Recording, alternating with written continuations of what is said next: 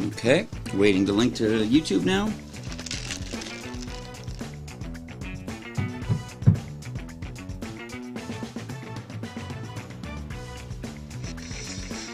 Okay, so Facebook. All right, YouTube is up. And just give me another 20 seconds, we'll get the chat up. All right. Let me get some shares here. Hey, to anyone who might be joining us, we'll be starting another episode of Let's Talk About It with Joe Banks and Antoine Beeks, the two prettiest men in podcasting. And let's see, we'll be talking kind of all the stats and crime and stuff that impact the county over this last year, and some of the things that Joe's is going to do to combat it, I guess, single-handedly. Sort of like Clint Eastwood. We wish. Who's your favorite movie cop from your history? Like, whatever, all time. Is there one that sticks out? I would have to say Columbo. One more thing.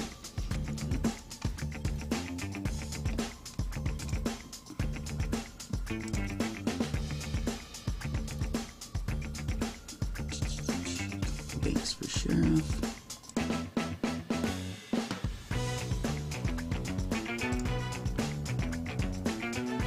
We are coming live Facebook.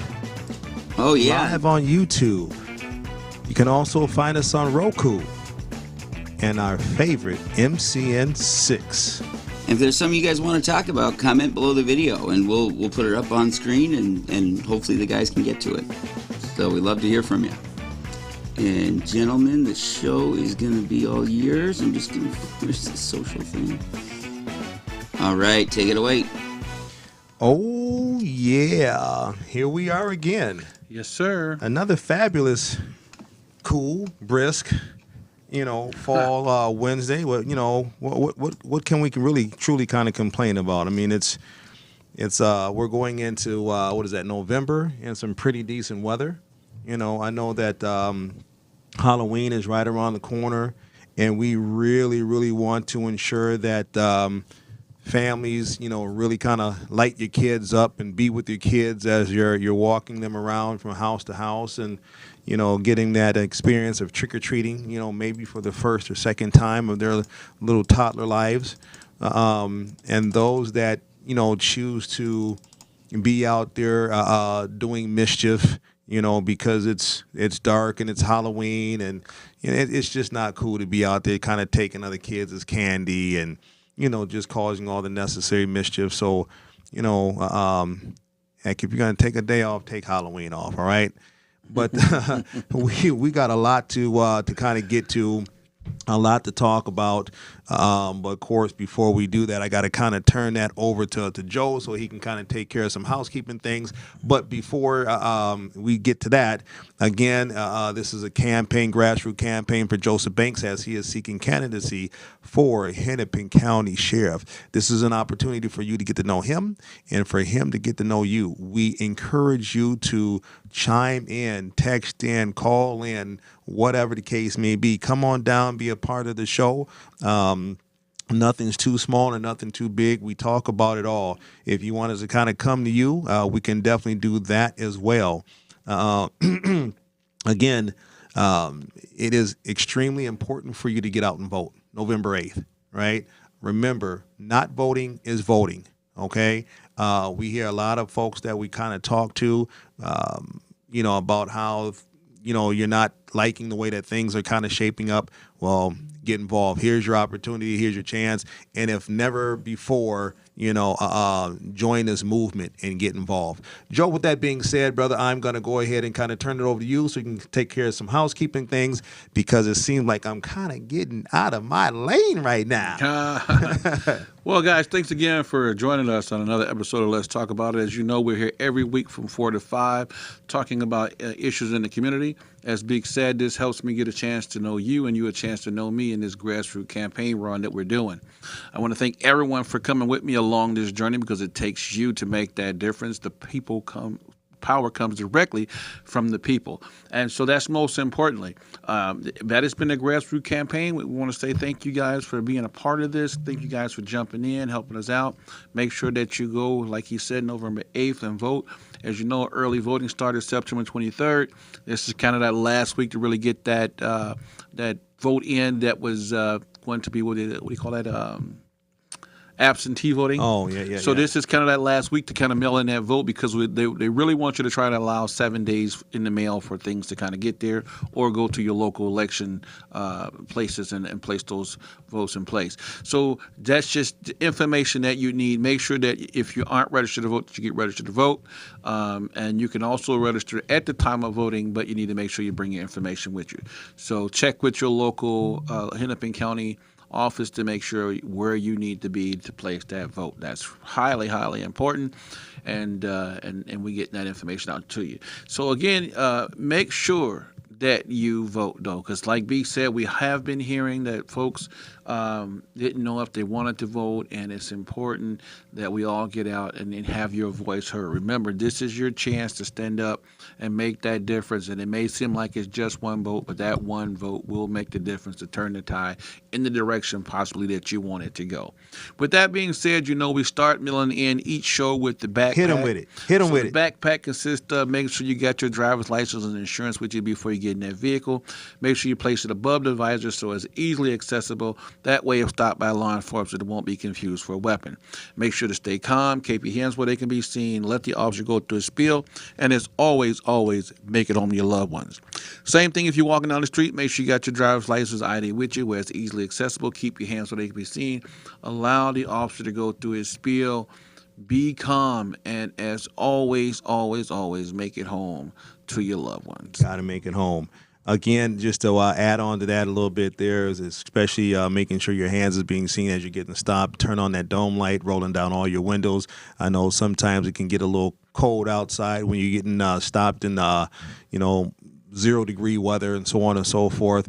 Again, if you are not understanding exactly what that officer wants you to do, please do not be shy, scared, or afraid to kind of repeat what he or she has said to you. So then therefore you both understand, so there's no furtive movement that he or she's not understanding, and then we could have a whole totally different type of situation which could impact you getting home safely.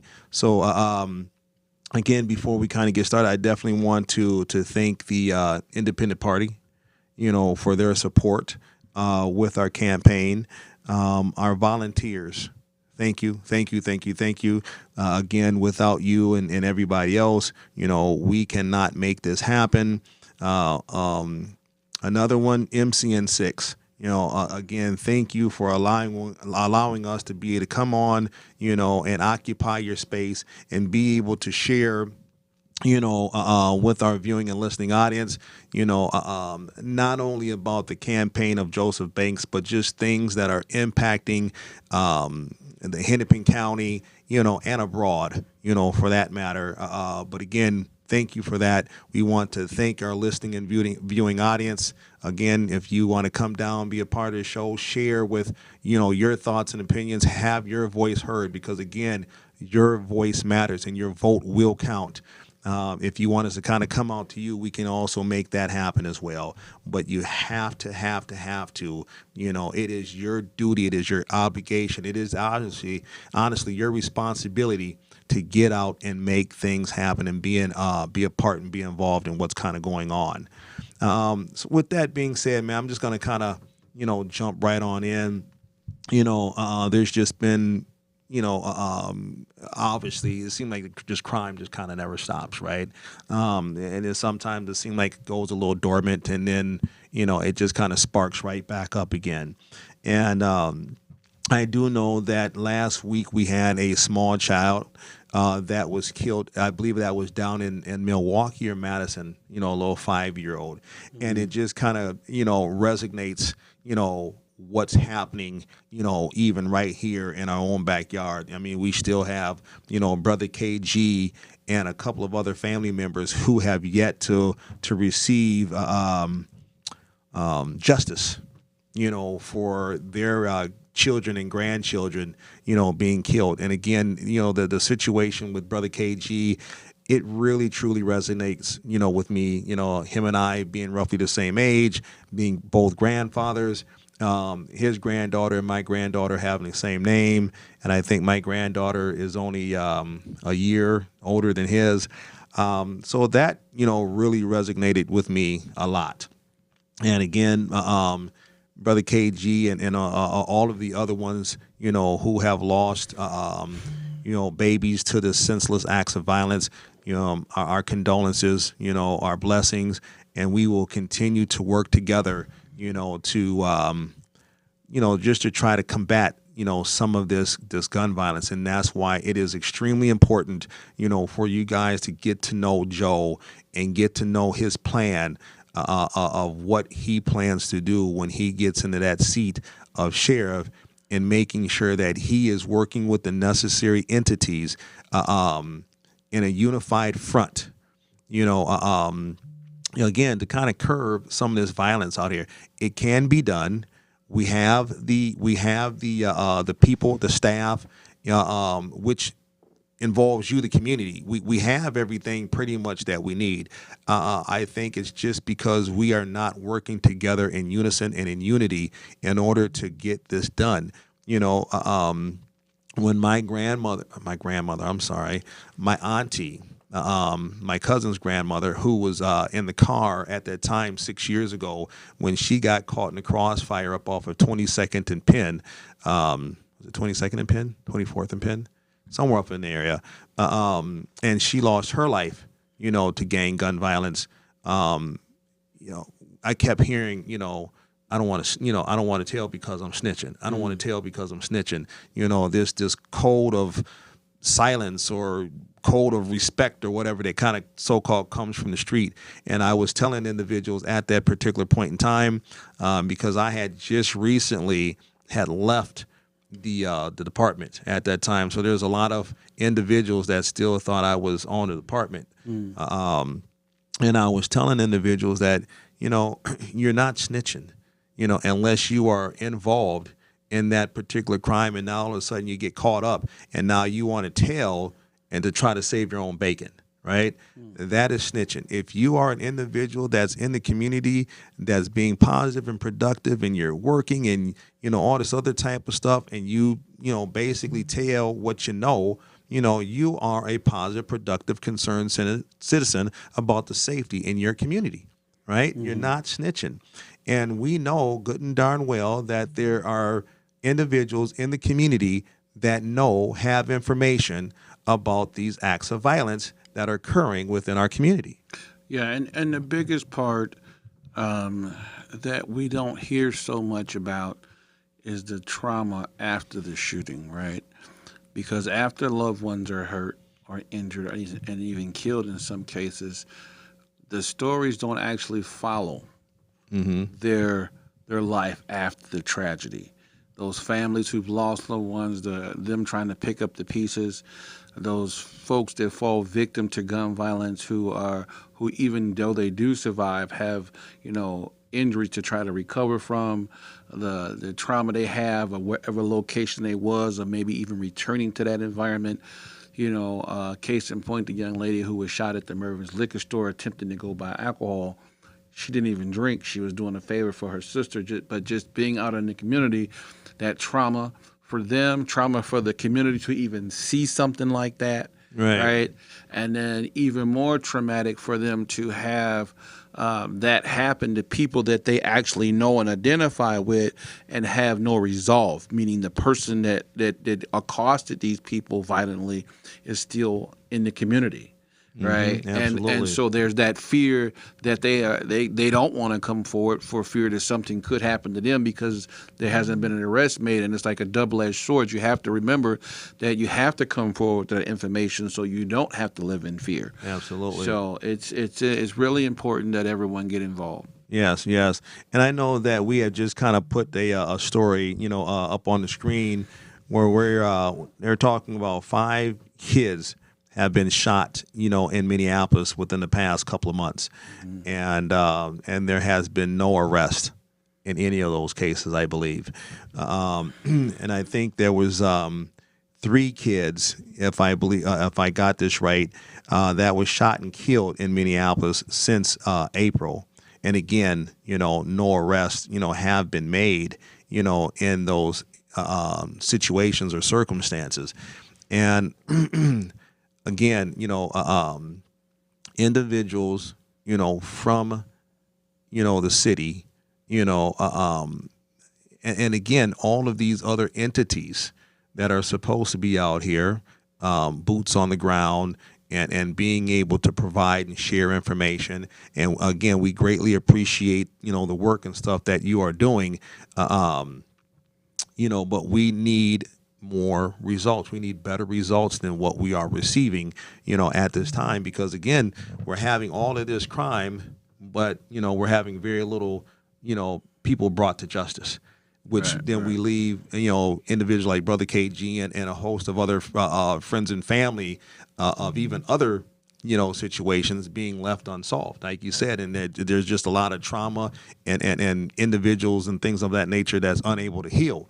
But before we go any further, we got a comment or a question, maybe, I don't know.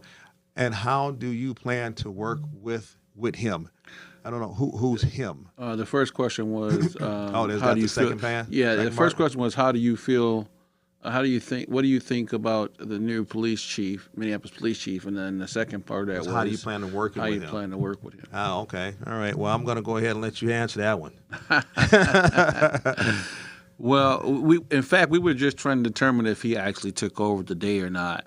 The goal is to, again, work with him and get him up to speed as to kind of what's happening here. He's from the outside of the community, so he is going to take him a little bit of time to kind of acclimate himself to his staff, try to make that transition smooth as possible, and then kind of get up to speed with the crime that we have here. He does have a decent history of kind of putting in some policy and stuff that have made things a little bit better where he was. Mm-hmm. So we're hoping that we can kind of build on that to get better officers into the department, to recruit more officers into Minneapolis and support them as best we can from the sheriff's office. Absolutely. Well, 2 things here really quick that kind of comes up when you just said, he's an outsider. He's from Newark, New Jersey, mm-hmm. I believe. And so for a while there, individuals was kind of saying the same thing about you. Mm-hmm. You're an outsider. Mm-hmm. You ain't from Minnesota, and the policing that you've been doing, mm-hmm. Has been up on the reservation and things of that nature. How are you going to be able to, relate that to inner city policing and things of that nature? Mm-hmm. So I think that you've done a fairly decent job at doing so. But again, what would kind of be, I guess, your advice or kind of your insight, again, to kind of further piggyback off the question, to really help, because each individual that kind of comes through in a position as such, you will always try to do what you need to do to put your stamp of approval on, right? Right. And with the new chief, right, there's obviously getting ready to be a new sheriff. Mm-hmm. Excuse me. The mayor is in his last term. I believe who else? There was a couple other different. There's a city the county prosecutor. County prosecutor is getting ready. leaving. Yeah, Mm-hmm. There's going to be a new person in that position, and there's another position too. So there's going to be a lot of possibly a new attorney general. Oh, absolutely. And again, so there's a lot of different, pieces that are changing here. Yeah, I mean, the biggest part of it is really learning to listen to the people. You have to, and that's what I plan to do. You have to be willing to open up those pathways of communication to the citizens to be able to approach you and give you insight as what they're encountering. And I say it all the time, too, that the biggest part is feedback, getting back, right? They give you some information, be willing to get back to them and kind of let them know where we are in that process of fixing this. Right. And allow them to have some buy-in if possible. Absolutely. And again, we've said that since day one, and we continue to say it on every show. There has to be pillars from the community that is involved in pretty much almost every aspect of moving this county forward. Everything from, sitting on a new recruit's, interview, to their having some input on their background, maybe being not necessarily a role model, but someone that they can kind of go to and kind of bounce some stuff off as he or she is going through their phases of on the OJT. Yeah, I think it's important. And when I say community, I mean everybody. Listen, guys who have criminal records should still have some buy-in because whatever happens in the community affects them. Folks who are out here homeless should have some buy-in because they know how that affects them. And believe it or not, it may seem like, well, he's homeless. What do you have to say? He's homeless, so he's even more affected by what's happening on the street. So he definitely should have a voice. We want to have, law enforcement there. Right? We want to have political leadership there. We want to have all of these hands at the table because that's how we get the full picture. Absolutely. And that's how we fix it. And again, it just kind of goes back to what you've been saying is that, when we kind of talk about, our homeless or individuals that may have dealing with mental health or whatever the case may be, them having that input of what happened prior to kind of have gotten to them to where they're at now, right? Yep. And then they're able to kind of share that information with the necessary people at the table. So then therefore, as you and whomever else, are in those positions, can then make the necessary changes to really adapt and help the community. For sure.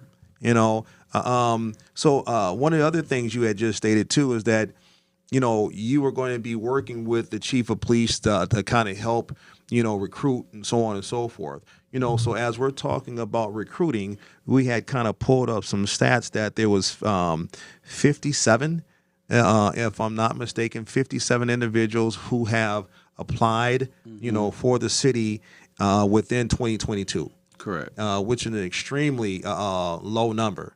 Right. Because I remember 2019 it was like 299 or something like that actually applied for the job. Yeah, and in this last class there was only 6. In September. I think they graduated in September. Only 6 have graduated, and then you kind of correlate that, if you will, with the State Patrol, and they just graduated a class, but I believe that their class was like around about 30 plus. Right. And I think what people don't understand is I think the State Patrol, people who apply there consider the fact that they won't necessarily come in contact with what we consider to be aggressive violence in the inner city. They think that they won't come in contact with that as much. But they will see it on the highway. They will. The days are over when people were totally afraid of highway patrol officers and they just did whatever.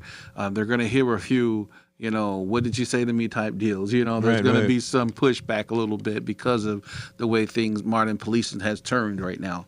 But I would say definitely looking at those stats, again, come out and apply. Listen, it's important that you hear a no from an agency because you tried than to wonder what if, right? And if you truly want to be a part of changing things in the community, here's your chance right now to apply. Absolutely. Definitely apply to your local agencies, to the inner city of Minneapolis, and definitely apply to the Hennepin County Sheriff Department. Absolutely. And I want to say this here is that I had heard, read a comment that the mayor, Mayor Fry, was talking about that he wanted to increase the sign-on bonus or increase wages or something like that there. I want to say this here, and make it abundantly clear to Mayor Fry. We need to stop, just throwing money at issues, because we can give these individuals all the money in the world per se, but if they are not being able to provide the services, that not only the city of Minneapolis, but the county of Hennepin deserves and desires, we're going to continue to have the same outcome. It's just that they're just going to get paid more doing what they do. Yeah. So again, discontinue throwing dollars at problems and find the solution of how you're going to be able to get those numbers, in for applying it in that academy. And I believe, if I'm not mistaken, and Joel, correct me if I'm wrong, we have had conversations about this on multiple occasions on how we might be able to do that, even though that the state of Minnesota requires all of these extra, I shouldn't say extra, all of these requirements, by the state of Minnesota. But we know that there's a lot of other states, where you don't have to have all of these requirements in order for you to do law enforcement. Yeah, I even shot a question out to a few fellow Chief of Police Association members on this topic. And, some of the feedback was, hey, we really don't want to, lower the educational requirements. We think that it really works for us having a better officer. Some of them said, yeah, that does kind of give us a chance to be able to pick up some recruits. But what I've always said is this. In law enforcement, we always have to be fluent and adjusting, right, to circumstances and situations. We are at a record number of low employment in terms of our manpowers at different agencies.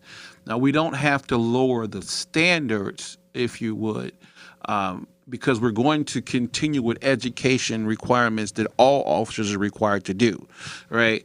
But we could look at ways to get folks in the door who don't necessarily have the degree, assist them with continuing to pursue that degree while working at the very least part-time, right? But we need to get bodies in here because, as we don't have the manpower to respond right now. In my mind, we're so past the point of saying, we're short manpower. Now we're in critical stage, right? We are in a critical stage where if we don't replenish our officers, we will not have anybody when you call 911, and that's the reality of it. You can say, we're running out of manpower, things are getting short. Listen, if you dial 911 right now, you figure out the difference, because when was the last time that 911 told you to hold on, right? Right. And so when you start hearing things like, let me put you on hold, or an officer will get out there, we can't tell you when, just we're bagged up, that is a sign that we're not able to respond to your immediate need, and we have to make those adjustments. And we have to be willing to make those adjustments. We have to humble ourselves enough to say, listen, we need qualified, professional people who want to do the job because they care. It's the department's responsibility to get you up to speed before we put you out there. But we need the bodies to come and start applying. Absolutely. Well, I do know that as we kind of talked a little bit about the, I'm sorry, we have a question that just kind of came in. So it says the city needs to hire people who have been there and experienced some of these things that are happening now. The right people in the right positions can change things. Absolutely. I mean, I think that, we definitely agree, with that wholeheartedly. And that is why it is important for us to kind of get into these middle schools and some of these high schools. So then therefore we can start reaching out to some of these youth to kind of get them into the Explorer program or the CSO program that are from the community and discontinue, telling, our children to not talk to the police or not trust the police. Now, before folks get all kind of ruffled in the feathers, we understand, that there is, some things that have been happening throughout the country, that would basically state otherwise, right? But this is exactly why we need to be involved. This is why you need to get out and vote. This is why you need to be involved, in your community so you can have an impact and input on the outcome.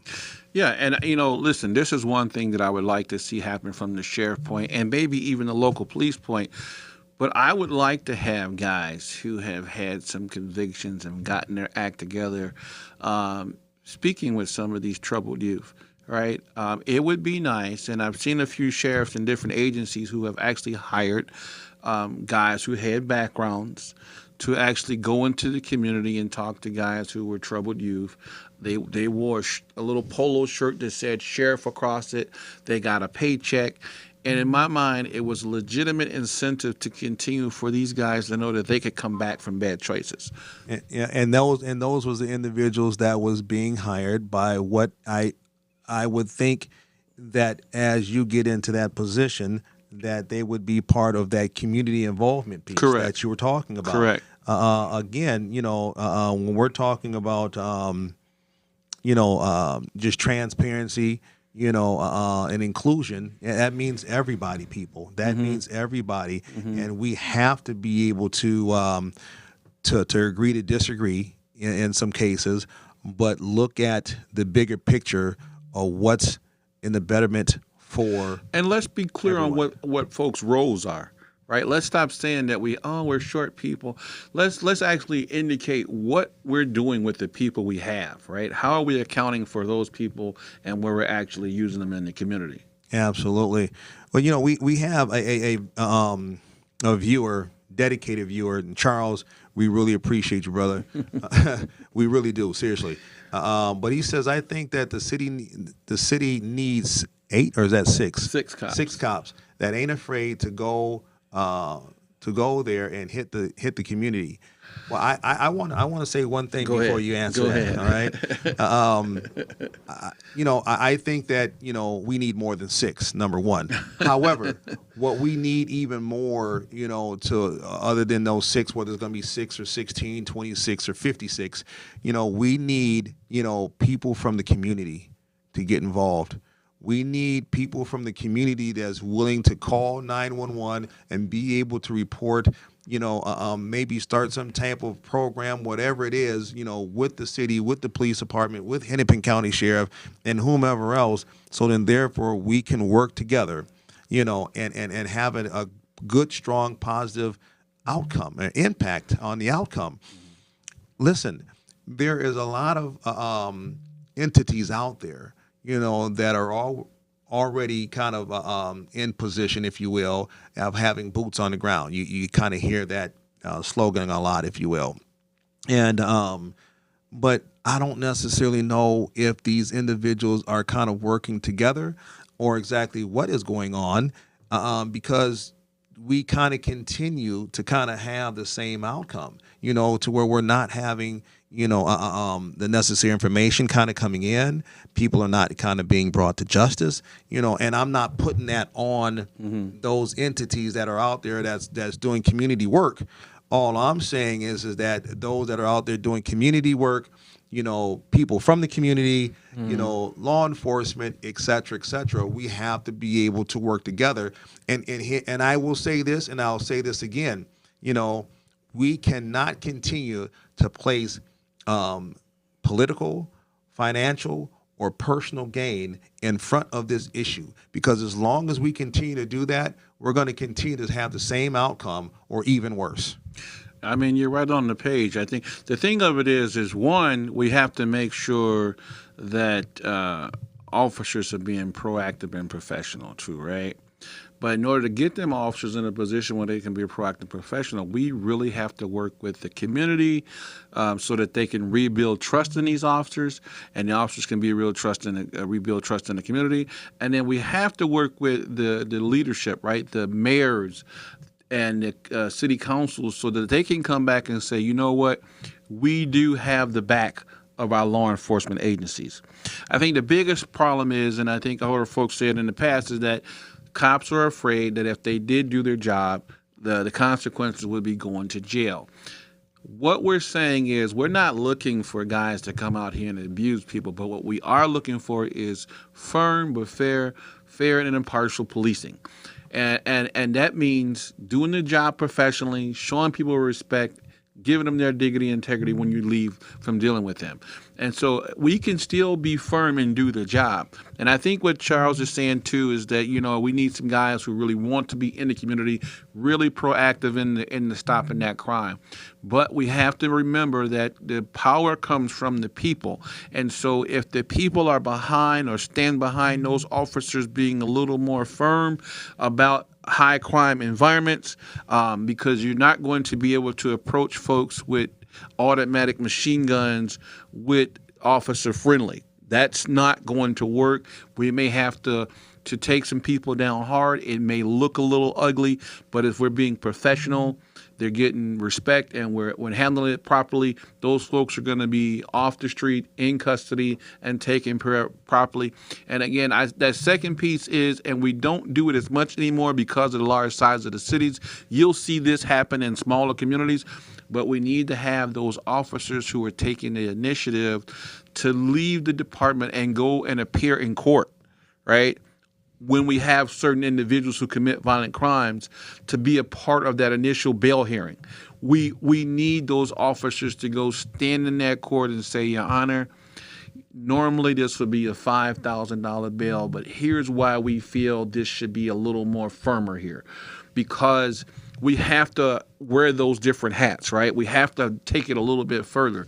The pattern of behavior that we're seeing now from the lawyers and the judges are that once these people are in custody, their goal is to get them home as soon as possible. And in some of these more serious cases, you have to take a closer look at the community's safety, right? And so we don't want to keep putting shooters and killers right back on the street within 24 to 48 hours. Absolutely. And that just kind of leads right into this next comment by another faithful viewer, Kevin the Coach Jackson. The other thing, he says, the other thing people are afraid to say something because it's considered snitching. And I think we kind of talked about that a little bit, just a little bit ago. Well, there is a difference. Snitching is getting somebody in trouble, and reporting something is keeping someone safe. And that's absolutely correct. Again, snitching is basically just trying to save your bacon. I mean, you're trying to, give something, in order to try and get something back, because you're trying to, keep yourself from kind of getting in trouble and so on and so forth. Again, telling what you know, because it's the right thing to do, because you're a positive, citizen and all that other type of stuff, that is not snitching. And let's take that one step further, too, because remember, like I've always said in the past, if the police are out and engaging in the community and everybody's talking to the police, nobody really knows who said what, because it's such a common practice for us to talk to the police that if he did get the information, we don't know who actually gave it, right? Absolutely. So that is the important part of us going out, meeting the police, and the police coming to meet us. And so I challenge officers to get out the squad cars, walk up to people, introduce yourself, and let them know a little bit about you. And I also challenge citizens to do the same thing. Go over and meet the officers who are working in your community and just say hi. Absolutely. Well, man, we are pretty much at that halfway mark, man. As you know, we get into these conversations and time just flies by. Sometimes we think, man, this show should be an hour and a half or 2 hours, man. But we are definitely at that halfway mark. So I know we have some housekeeping things. Yes. As you know, we start, middle, and end this show with a backpack. That backpack consists of making sure you have your driver's license and insurance with you before you get in that car, making sure you place it above the visor so it's easily accessible. That way, if stopped by law enforcement, it won't be confused for a weapon. Remember, stay calm, keep your hands where they can be seen, let the officer go through his spiel, and as always, make it home to your loved ones. Same thing when walking down the street. Make sure you got your driver's license or ID where it's easily accessible. Remember to stay calm, keep your hands where they can be seen, let the officer go through his spiel, and as always, make it home to your loved ones. Now, just a little bit on that part of letting the officer go through his spiel. Listen, remember that keeping yourself calm and letting the officer tell you why he's having contact with you, it's just him explaining to you. If you ask him, hey, why did you stop me, or why are you bothering me, and he doesn't respond, leave it at that. Allow him to go through his spiel. Remember, the overall goal is that you walk away from this contact safe and intact and make it home to the people you care about. Absolutely, because there's always a time and a place, to fight any discrepancies or whatever violations that you think that may be afoot. And out there on a traffic stop or whatever encounter that you deem to be unnecessary or inappropriate or whatever the case may be, that is definitely not the time. even though that things are captured on that officer's body cam, you might be, with another person or whatever the case may be, or you take your phone out yourself. In most cases, you're going to respond in a way that you're going to give that officer a little bit more ammunition to kind of use against you, and then that's how things just kind of slowly but surely escalate. So again, we're not saying that you have to bend over backwards and, kiss anybody's tail or whatever the case may be. But if you feel that you're, been done wrong for one reason or another, and you're not getting the necessary cooperation yourself, out there on the street at that traffic stop, use that, to go to the necessary individuals or whatever the case may be and file a necessary complaint, then kind of go from there. All right. Yes. But before we had kind of went to the break, I did want to kind of bring up something real quick that we didn't get to. And we were kind of talking about how the State Patrol kind of had a larger number for their graduation and how they think, feel, and believe in certain cases that they will not particularly have anything to do or minimal to do with inner city policing, right? And a lot of these things that I've been kind of seeing and hearing about, just not only here at home but also kind of across the country, is that whether you're state patrol or a city cop or a royal officer or whatever the case may be, more individuals are fighting the police. More individuals are shooting at the police. I've seen a lot of situations here recently where officers are getting in the fights and having their weapons taken from them. And even, individuals, running around, the police car and jumping into the police car and taking off. Oh, yeah. Oh, yeah. And so I know that it was not a common practice,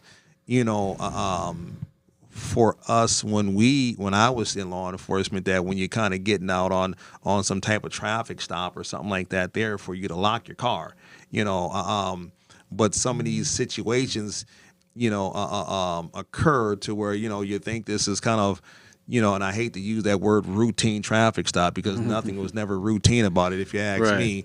And then all of a sudden that person needs to be removed from that car, and now you're, in a fight for your life, if you will, and now that person's kind of jiggled away from you and got your car. And we have to remember that when an officer asks you to do something, it's a lawful order, right? In some situations in Minnesota, you can be charged with obstructing, right? Because the officer's he has some type of investigation. He give you preliminary information on why he needs to do what he does. But in the end, he did ask you to comply. Right. And so, I tell officers all the time, know when you need to disengage, right? Did you really need to take it that far? Because sometimes when you get out here and people are kind of giving you the resistance, if you would, we call it passive resisting, like they're not complying.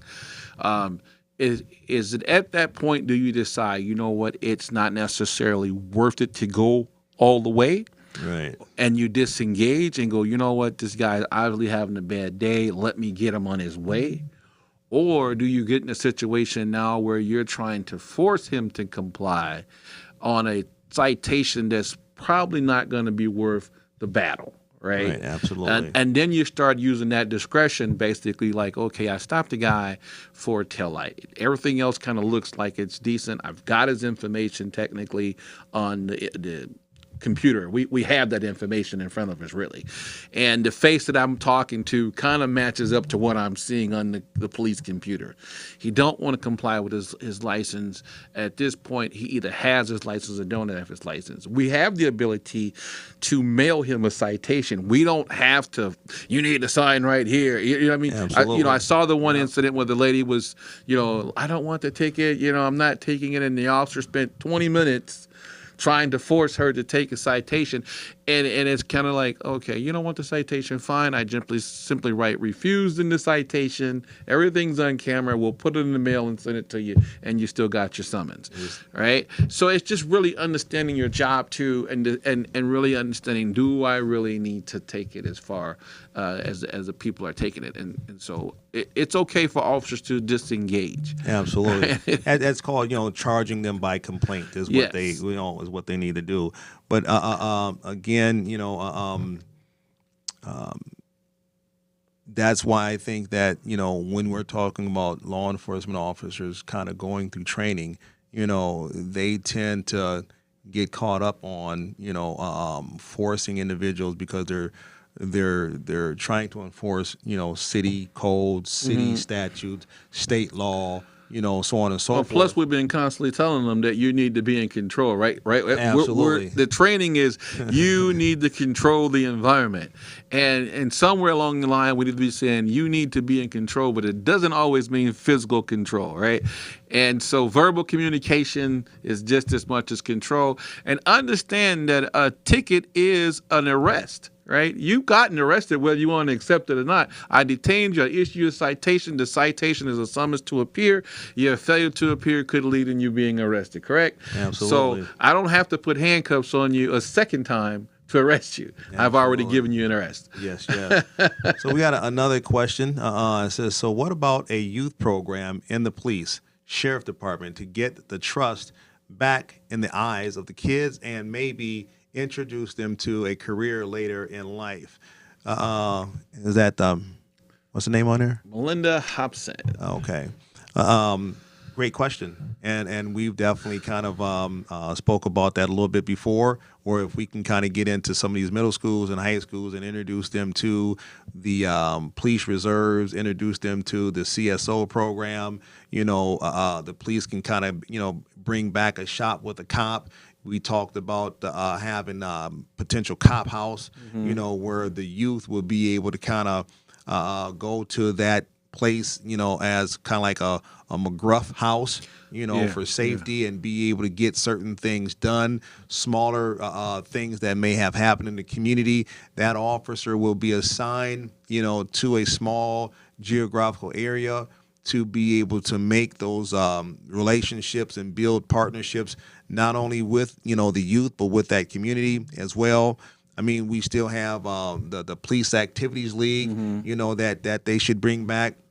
I know that when I was still with the police department, we had the Minnesota Youth Leadership Academy, where there was like 5 different agencies with Minneapolis, St. Paul, State Patrol, Dakota County, and I think there was one more agency in there, and that we would take like 20 hand-picked youth that were kind of troubled youth throughout the school. They were having troubles with education. Their education, not going to school, things of that nature, maybe getting in to some troubles with stealing and stuff like that. And we would take them out to, Camp Ripley for a whole week and have various drills and things that that we would do, with these youth to kind of build their self-esteem, build their understanding, build their just overall knowledge of what it means to be, a young, productive youth in the community. Yeah, I mean, the goal is always to invest in our youth. I was we did the forum over at the North High School in North Minneapolis, and I had such a great time there because sometimes you forget, one, how small those desks are. But I thought it was important to get a chance to see the high schoolers and their opinions of what they wanted to see happen in the community. And there are future leaders, right? We're going to eventually someday turn this over to our young leaders of tomorrow. We have to invest in these kids. Like you said, the cop schools, cop houses are a big piece of that because you get a chance to have cops come in there working with the kids in a non-threatening environment. The cops are getting to know the kids on a daily basis. The kids are getting to know the cops by name, right? They can talk to them about issues that they have at home. But it's not just limited to the kids. You can also talk to the families and assist the families with issues, because I've had a few parents say, listen, I've tried everything I could. I'm asking for help and no one's really responding to me, help with my son or my daughter.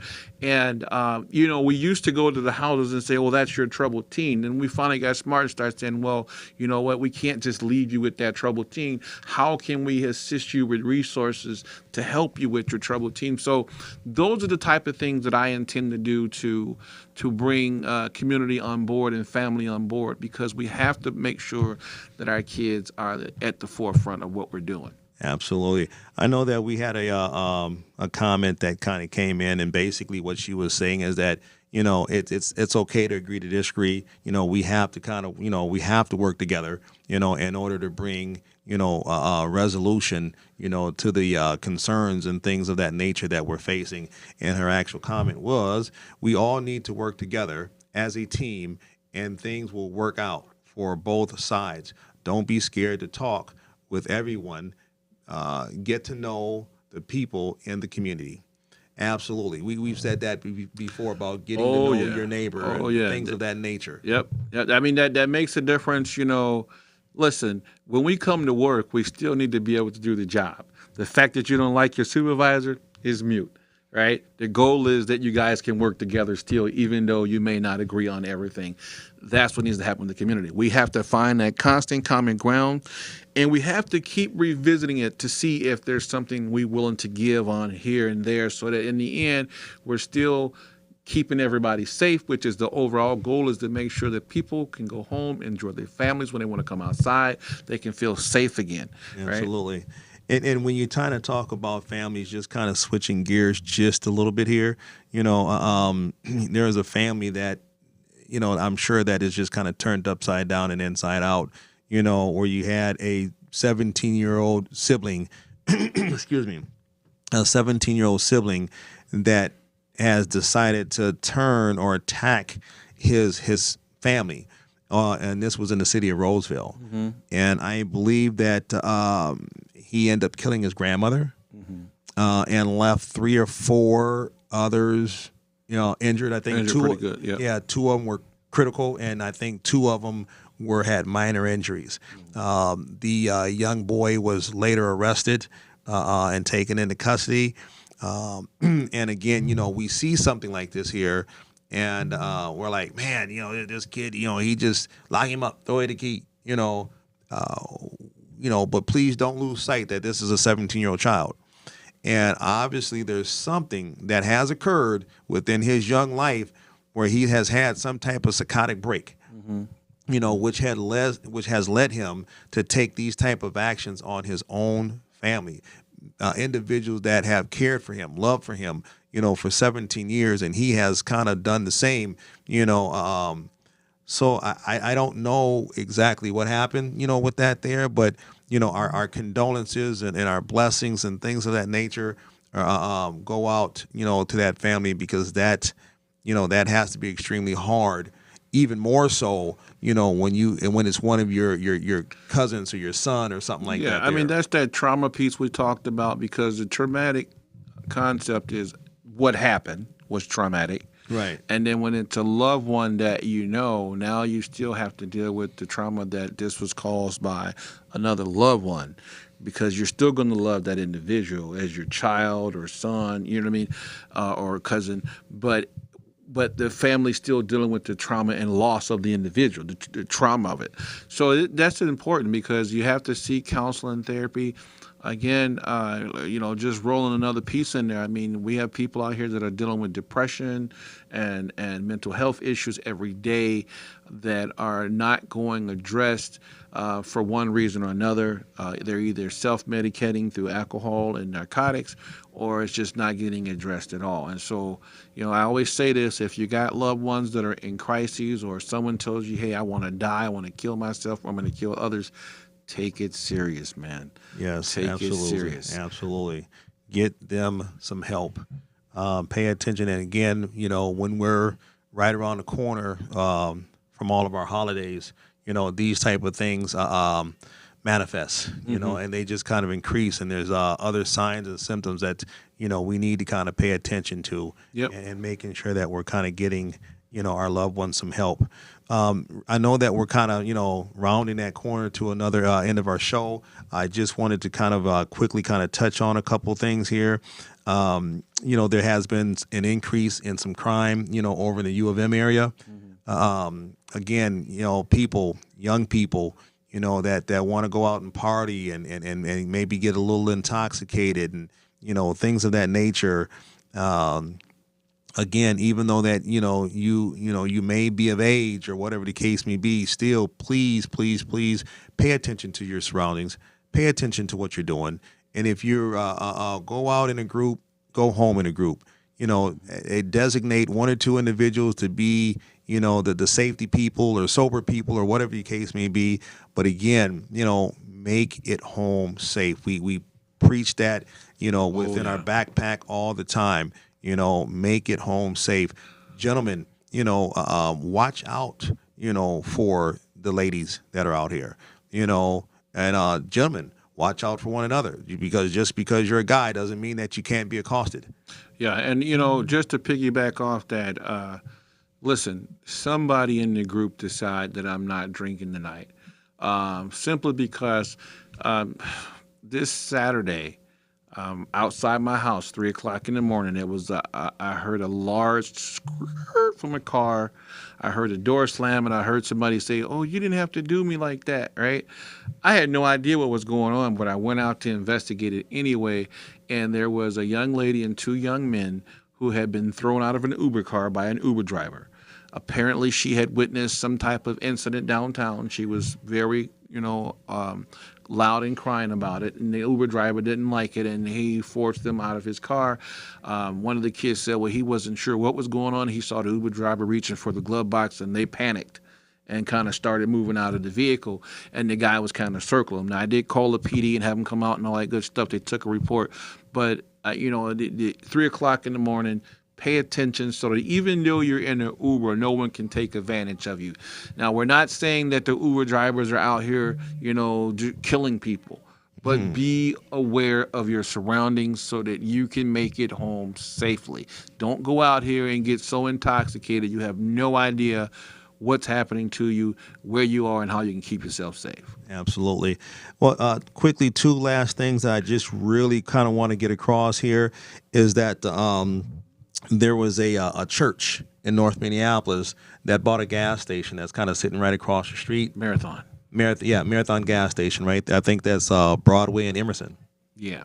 And so, again, that is a gas station that I don't particularly visit, so I can't really speak on the type of crime or issues or concerns, that they've been having at that particular gas station. However, just kind of knowing that community and kind of the culture within that community, there has definitely been some struggles, within that community. It sounds like it's unfortunate that this gas station has been involved, because I know that within recent history here, they have just, had redone that whole entire gas station over there. I thought some of the work and stuff that they did over there was fantastic. But again, when you're changing something, right, you just can't give it some new walls and a fresh paint, right, and think that things are going to be better. You have to change the culture of what's going on in that community necessarily. So I'm hoping that by the church purchasing this gas station, that they have a plan, in place. And I hear that they're supposed to be thinking about tearing down the gas station and expanding the church.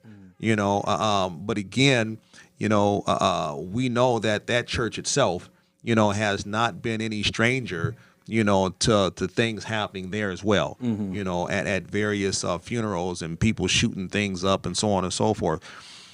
Churches and old folks and kids, they just used to be off limit, right? But now you seem like none of us, is off limits anymore. Yep. So again, kudos to the church, for taking the initiative and doing whatever it is that you needed to do in order to, to get that purchase done. But last but not least, as we are getting ready to walk out this door, 2 things. Remember, not voting is voting. And you're pretty much, within the wire, if you will, if not almost too late in regards to absentee ballots for voting. So please make sure that you know where you need to go to register to vote and get your vote in and things of that nature. Again, this is a campaign platform, grassroots campaign, if you will, for Joseph Banks as he is seeking candidacy for Hennepin County Sheriff. But again, he cannot do this without you. It is extremely vital. It's really your what am I trying? It's I don't even know what word I'm looking for. But you have to get involved. Bottom line is you have to get involved. You need to get involved. It's important for you to get involved. Get involved in your community so you can have some input and impact on the outcome. Last but not least is that individuals have been kind of responding to your campaign. And I've been having some conversations, and some of them is like, nope, the heck with Joe, I'm Team Wit and so on and so forth and blah, blah, blah, blah, blah. And I tell them, it's okay. It is absolutely okay. Dewana is a good person. She really is. We love her to death. Her and Joe have been friends for quite some time. My thing is this here, and it's okay to agree to disagree, but you don't have to be, particularly so nasty or ugly about a situation just because you're not planning to vote, for that particular person. However, I do want to say I thank those individuals for giving me their feedback and comments, because some of the things that they say, I know you're paying attention because you read it. And I know we've had that conversation. So I know that you're on our stuff. So again, thank you for giving that feedback and at least kind of listening. But again, Dewana's a good person. Joe's an outstanding person. It's absolutely going to be an historical race. It's just, we're on, 2 different teams, if you will, and that's okay. That is absolutely okay. I will say this here. This is more than of a question, real quick, and you got like 2 minutes to answer it. All right. You are running for a Hennepin County Sheriff to do what? To keep the people safe, to bring happiness to our county, and to lower violent crime, and to bring changes, positive changes, fair and impartial policing, and most importantly, like I said, to keep us all safe. Real quick here, I love Hennepin County. The people here are great. We need to get things back on track to keeping people safe. We need to get things back on track to making this a lovely place to live and raise our children. And that's what I intend to do. Fair and impartial policing across the board, transparency and accountability at the forefront. And most importantly, we cannot and will not do it without the people, because that is the most important asset of Hennepin County, and the people is what makes the difference. Bam, there you have it. Joseph Banks, Hennepin County Sheriff, grassroots campaign. Again, this is an opportunity for you to get to know him, for him to get to know you. Please feel free to come on down, be a part of the show if you want to be. So then, therefore, your voice can be heard. Your vote will count. Go to banksforsheriff.com. True Believers bought it. Thank you. That's right. True Believers bought it. Hey, and what we are selling, is not going to cost you anything except your vote. Trust me. That's it. Your vote and your input on the outcome. And this is not just a 50-yard dash. This is a life change, right? This is going to change our lives as we move forward and as we get our young folks involved and as we turn our stuff over to these young folks and so on and so forth. But right now, it starts with you. November 8th, voting. The biggest thing is, listen, I've heard the people say all the time, man, I talk to people, they don't hear me. Well, this is the first time I'm out here, I'm hearing you guys, and this is your chance to have somebody that you can talk to, right? In a position that can make a difference on your behalf. So definitely get behind us and support us, and make sure you go to that poll and punch Joe Banks come November 8th, because that's what you want to see happen. Your voice being heard, those changes being made that you want to see happen. Yeah, absolutely. Well, man, we're down to the end of another fabulous Let's Talk About It Wednesday. I want to again thank you, our listening and viewing audience. I want to thank our volunteers that help us put out signs, talking to folks, all this other type of things that they do. We want to thank the independent, campaign, independent party, for their support. Again, we could not do this, or we would still be doing this in your basement and in my, So we want to definitely thank MCN6 for allowing us to kind of come in and take up some of their space. But again, we cannot do this without you. We're down to another end. So I'm getting ready to slide this on over to the left and let Joe go ahead and close this out. Yes. So, again, as you know, guys, if you want to reach me, you can go to my page at banksforsheriff.com. That's BANKS, the number 4, sheriff.com. You can reach me at joelawman at hotmail.com. That's JOELAWMAN at hotmail.com. Or you can definitely call me, as always, at 763-221-4724, 763-221-4724. And we will get back to you for sure. We got 2 weeks left here, so make sure that you definitely get on for this final push, be a part of this historic moment. Most importantly, be a part of this moment to keep us all in Hennepin safe and kicking and way we love it to be. Now, with that being said, as you know, we start, middle, and end every show with that backpack, so I'm going to go ahead and hit you with that backpack one more time before we get out of here. That means making sure that you got your driver's license and insurance with you before you get in that vehicle. Make sure you place them above the visor so it's easily accessible. Remember to keep your hands where they can be seen. Let the officer go through his spiel. And as always, always, always make it home to your loved one. Same thing when walking down the street. Not sure what that's all about. But hey, that's a backpack, brother. And I wonder if he has his ID and insurance on his bicycle. Same thing when you're walking down the street. As you can see, and make sure you got your backpack on. Keep your driver's license ID where they can be seen. Remember to stay calm. Let the officer go through his spiel.